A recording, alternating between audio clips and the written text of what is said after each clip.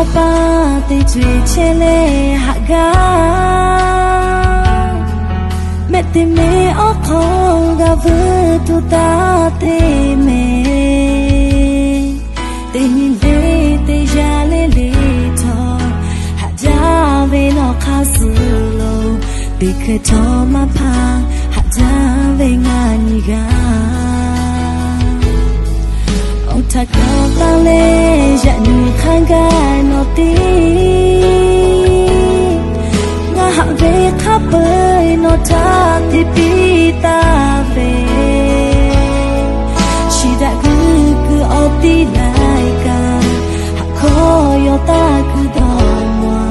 ni ma shi tha lo ha ve sha cha ye pi nga ta ve le on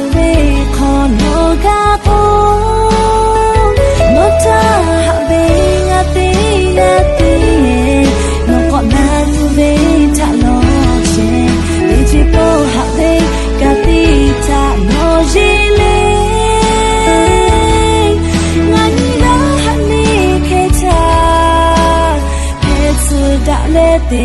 te ha ayo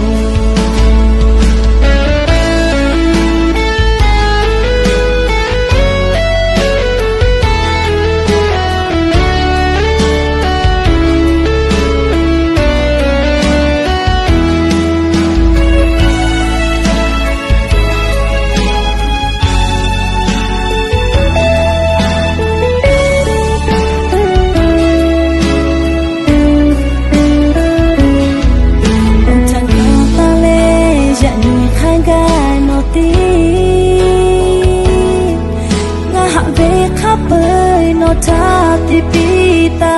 ve shi da ku o ti lai ka ha kho yo ta ku do mo ni ma shi kha lo ha ve sha ja ye pi nga ta ve le on ve kho no ga po no ta ha ve nga ti no ko na